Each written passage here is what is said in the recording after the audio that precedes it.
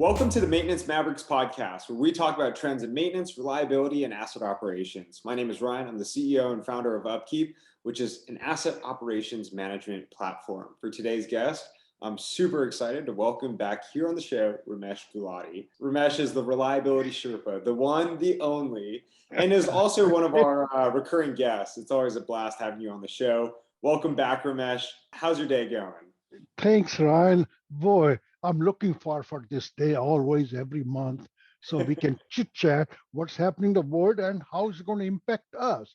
And one thing I've noticed, you especially bring a lot of good points, these questions, and those are current issues and how we're going to face them. So that's what I really like about this is we going to talk about the current issues and how they're going to, create those challenges for us. How are we going to take care of those? That's good. Absolutely. Well, here's what I can commit to, Ramesh, is I can commit to great questions, but I need your help with some great insight, which is ultimately what you provide every single month. I definitely couldn't provide the good insights. To me, this is also a learning lesson for me too. So that's what I learned from this. This our talk. So Here's something going on right now in our industry.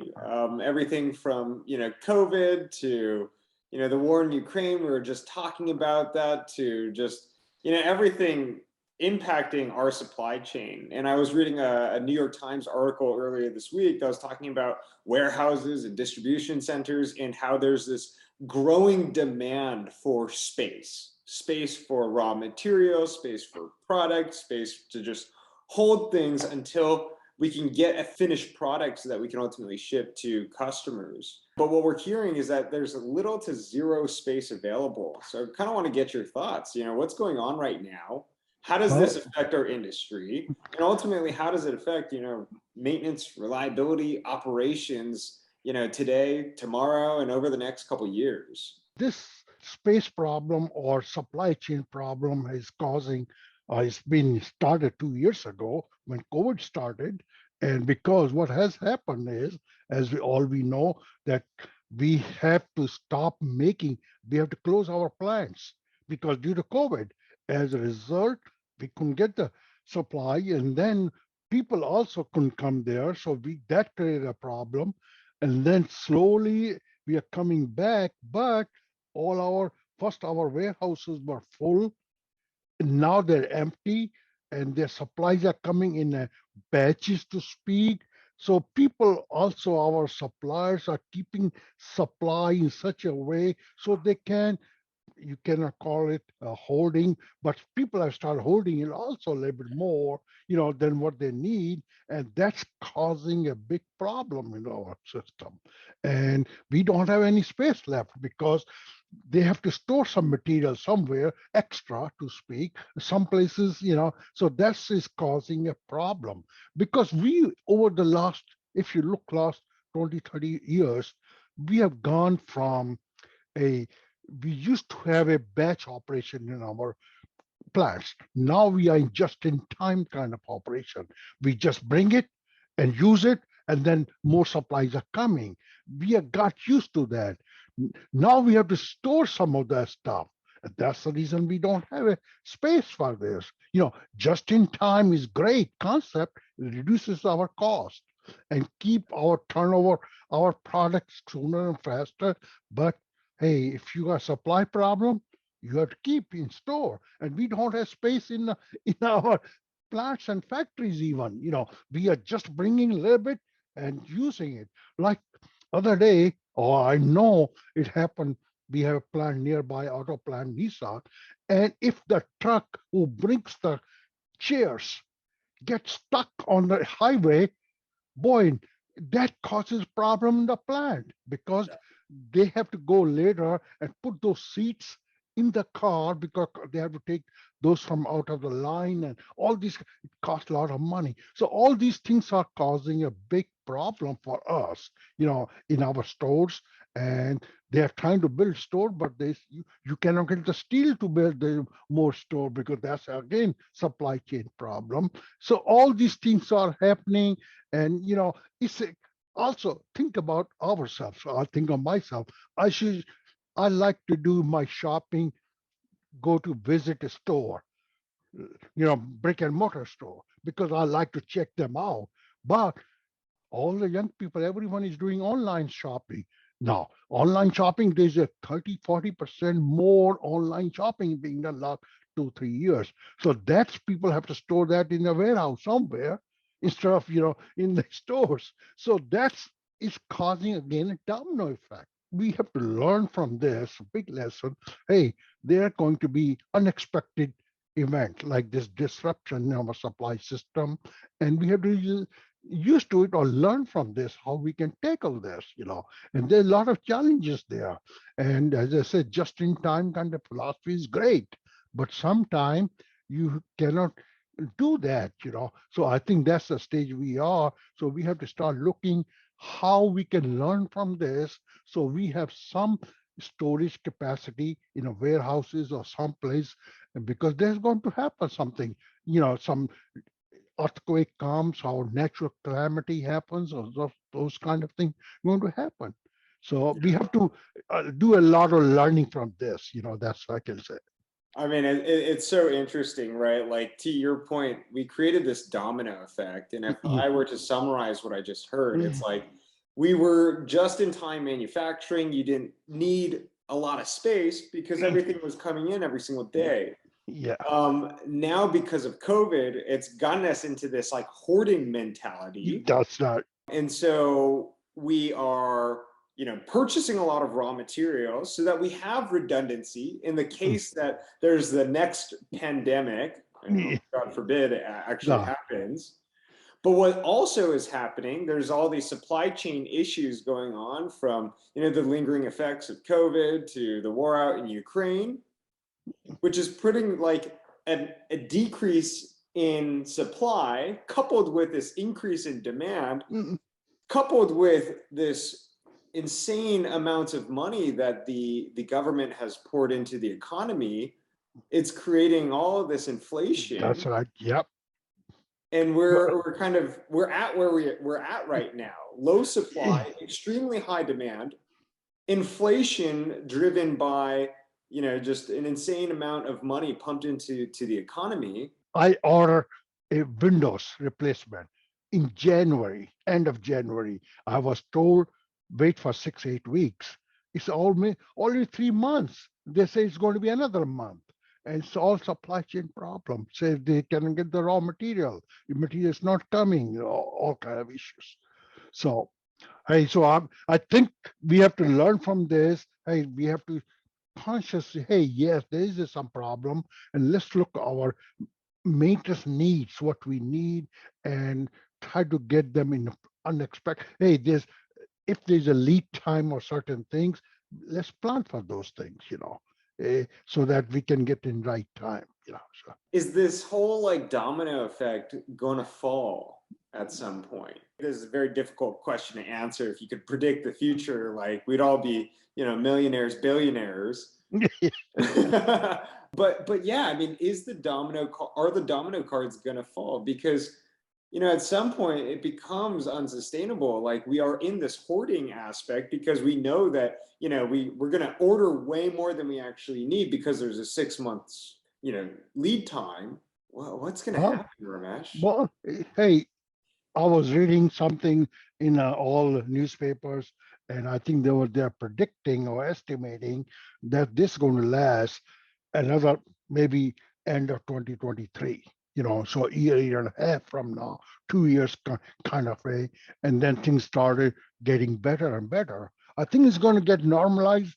I mean, people with the now mandates for for masking has gone. People have started traveling and they start working in the plant area or factories. I think things are going to go better, but it's not going to happen overnight. That mentality is going to, it's changed slowly. We have to change our habits also. Our habits have changed. So that, it's going to take a while to go back to our original things. And it's going to take about another year and a half to go back to our old ways, maybe, Yeah. maybe not. Who knows? I personally have a prediction here, Ramesh. Like, I Yeah. do think that there is going to be some, sort of domino cards falling over the next 18 months. Like, I think we're starting to see the effects of it in later stage tech. Yeah. We've seen like technology companies come down from their all-time highs of about 6 months ago. They've come crashing down to 50% of their all-time high values. Mm. But what we've also seen is like the very robust physical products manufacturing oil gas. Like these companies have more or less like held their ground on the public markets. I hope that trend continues. And I think that, sorry, the trend of like, the physical, goods sector maintaining its value. I hope that trend continues. I think so. I think, as you said, technologies are stocks are going down or at least leveling off. They went too high, now leveling off, and our products, manufacturing, which manufacture our stuff, are going is stable. And I think that's going to be, as supply chain gets better, they're going to be again doing much, much better. That's what indications are. Hopefully that will happen. So obviously, as a result of some of these big supply chain issues, it is a fact here. One of the biggest companies that are reliant on our supply chain is obviously Amazon. Amazon plays a huge role in the infrastructure and supply chain here in the U.S. They've actually committed to a $1 billion fund to Yep. fund and back companies of all stages that can help tackle this, supply chain fulfillment, logistics, technology. It's a lot of money getting poured into a very big problem. Notably, like it does help them.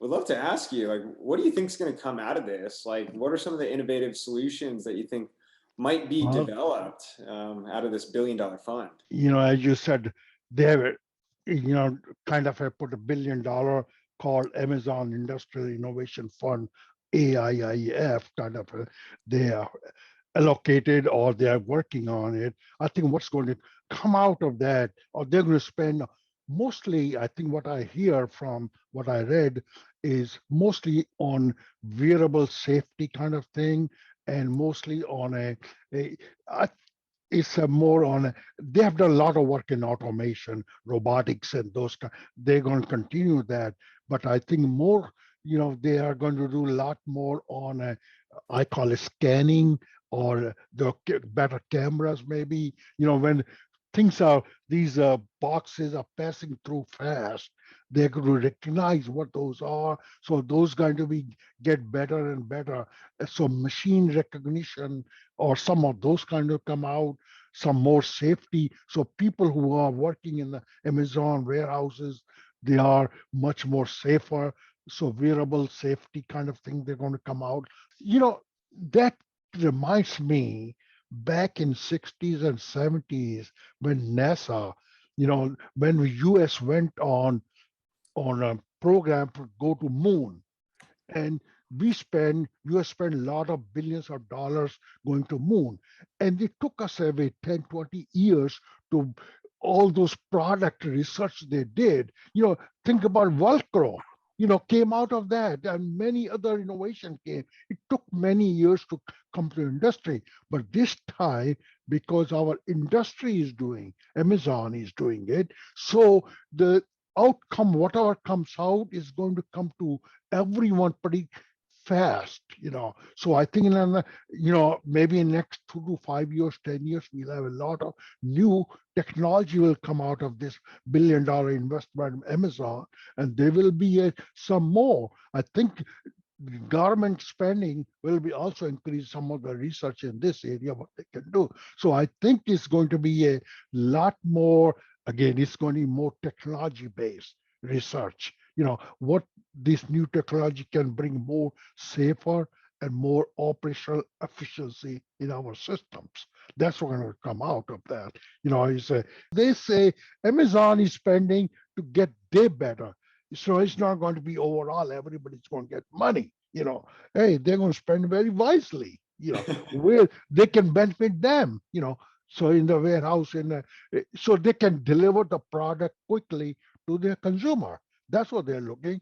And they're going to look also maybe, hey, right now their truck EV is going to electric vehicle going to come in the picture. How they can, maybe there'll be a supplier. I mean, they are doing it now with using your drones supply to the that to the consumer. Some of those technology may come out too, and some of those are pizzas and few things are being delivered now on a testing purposes. Where pizza places are using drones to supply. Those are being tested now. So some of those things may come out more. You know, but again, hey, that's drone has to be regulated because otherwise all are going to fly and hit each other. So I don't know how they're going to do, but I think some of those things will be coming out. How soon we can do those. I know. I'm pretty excited about that. I haven't Mm. yet gotten any pizza deliveries through a drone yet, but maybe in the upcoming years. I'm Yeah, looking forward to that. that's right. Yeah, I think I saw somewhere they're testing the pizza delevaries. So Yeah, that's yeah. All right. Well, make sure that it doesn't get delivered to the yeah, wrong house. that's right. Or That's right. slightly off, it might land on the roof. That's right. All right. Well, Ramesh, obviously you and I kind of talked a little bit about like the warehouse distribution, supply chain issues. We talked about like future innovation, technology, Amazon's billion-dollar fund to help support, the supply chain. I want to ask the question, how does all this impact the maintenance reliability operations, Okay. industry? All right. Okay. So what's happening is we got supply chain problem. We have most of maintenance reliability has a small storerooms where keep our stuff there. So we have to somehow start looking into how we can optimize our storerooms. Because keeping something in the store costs money, not just the cost of that product or item. Plus, we have to keep that room, storeroom, environmentally correct. We have to heat it, cool it. We have to have somebody there. So there is a cost of that, 20 to 25% it costs. If an item is $100, it costs us yearly $25 to keep that stuff there. You know, plus the interest and all those kind of things. And so we have to see what really we need it. So we have to optimize our need first. Hey, what really we need, and then we have to looking into our delivery time and lead time. We have to adjust those now. So how much? So what we need to be keeping. So we may have to do some kind of a FMEA or analysis of our process. Hey, what parts we need, when we need it. You know, is that critical? All those kind of things. We have to look the whole process, what we are storing, do we need to store it or not to store it, or when we can get that one. Okay. So I have managed storerooms in the past, and financial people look made a storeroom from different way. They try to compare that with a production store, which is a turnover is much higher. Our maintenance storerooms we have items we store there which are not used for maybe 2 years, 5 years, or 10 years, because we want to keep, there's a big item, critical item. If that's not available, we'll be down for months. We cannot afford that. So there are items which may not be used for a few years. And those financial guy, boy, they say, oh my God, why you're keeping it? And literally one time we got rid of some of stuff because there was so much pressure on us. And then 2 months later, we had a failure. We needed that part, and we had to pay premium 3 times or 4 times more to get that part back from this guy. So I think we have to be careful there. We do not really get rid of everything. Be conscious, what we do, get rid of it. But we have to do it. There's no other chance. This is honestly one of the most interesting times for inventory teams, storeroom teams, procurement teams, because we're dealing with this, transition from just in time to now creating more redundancy and wanting to pay, a little bit extra to keep more, more on hand, more inventory on hand in the case of, you know, global crises around the world, which we may not have any influence over. Yep. But then there's this question, to your point, Ramesh, where, as we hoard and as we create redundancy, it's not just the cost of the part and having it in your storeroom, but there is actual cost to just letting it sit there every That's single right. year. That's right. There's Yep. a cost of time value of money. There's a cost to manage it. There's a physical, like, storage cost, land cost to it. And things are changing so much, so quickly, that in ways that we haven't really seen this dramatic of a shift over the last, let's say, many decades. Yep. Yep. And also storing, we have to start looking, heating and cooling of that space, how we can do energy efficient process. That's another thing we have not talked. We have another issue is energy, energy problem. We may not have it here, but other places right now they got it in Europe. Due to this Ukraine war, so we have to be a more energy efficient. So I've gone through that back in 70s. I know that, and that time we have to change our process to make our. That time I was working in a forging area, and we use a lot of gas furnaces. We had to convert our gas furnace to oil with gas, natural gas, and propane.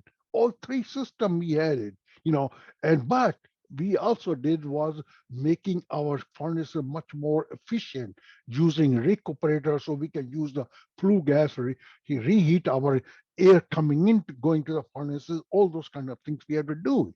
So I think we have to start looking also what process we are using heating and cooling HVAC system in our warehouses or other places, so we are much more energy efficient also, because energy is costing, but also from sustainability point of view, we have to start looking into that too. Yeah, yeah. I mean, that's a whole nother topic that No, I'm the sure other we can topic, go pretty deep on, Ramesh.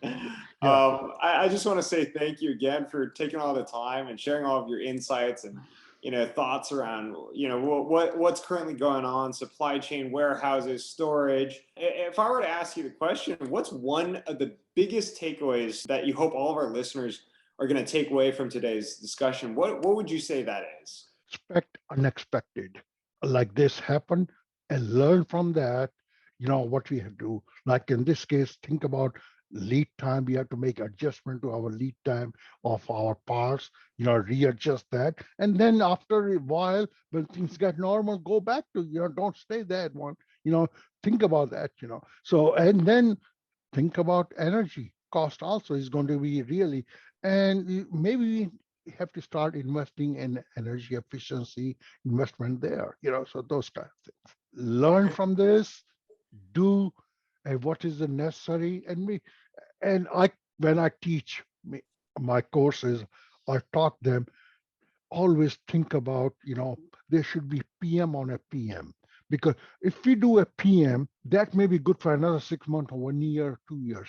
You go back and rework, reevaluate that PM, what you have done. Is that make sense now? Because new technology has come. Same thing. We should be relooking, making a living program. Whatever we do, we have to adjust for our current environment all the time. So don't take it, because I have seen some preventive maintenance PMs which we did 10 years ago, and we're still doing the same thing. Hey, Yeah. go back and relook, you know. So there should be I a PM on the PM. I totally agree. I think that there's two things that this brings up. One is like talking to another one of my friends in the industry, and they were basically saying the best way to make your team more efficient is actually reduce the number of PMs.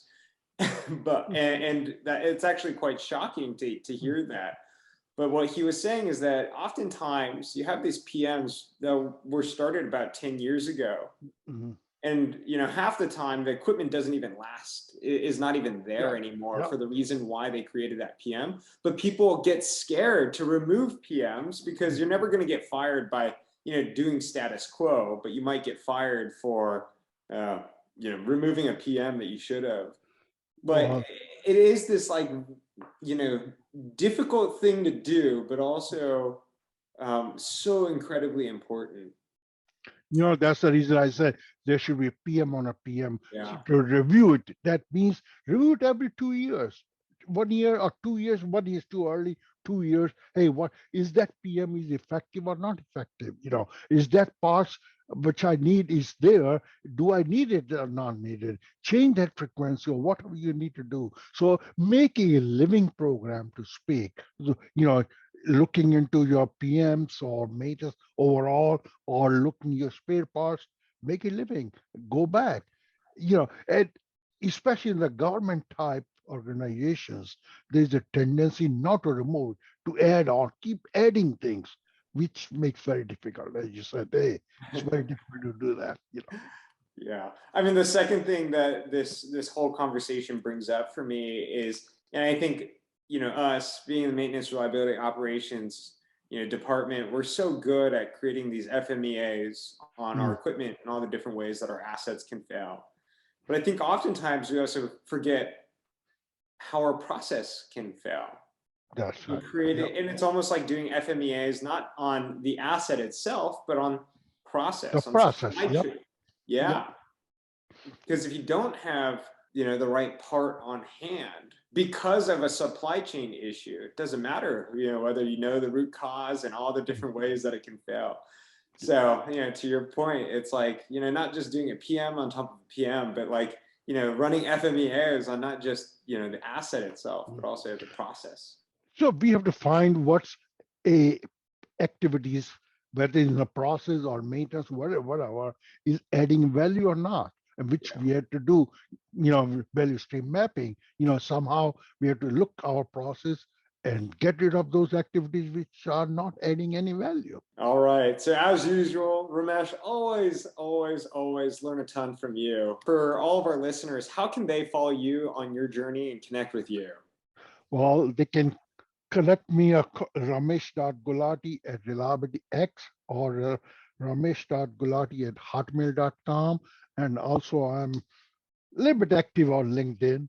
I'll once or twice a week I go there, so they can call me or put a question there, so I can try to answer that. Awesome. Well, thank you again, Ramesh, for joining us. Thank you to all of our listeners for tuning in to today's episode of the Maintenance Mavericks podcast. Again, my name is Ryan. I'm the CEO and founder of Upkeep. You can connect with me. I'm very active on LinkedIn, or you can Yeah. shoot me a message, an email at ryan@upkeep.com. I hope everyone enjoyed today's episode, and I look forward to connecting with all of you soon. Thanks again, Ramesh. Until next time.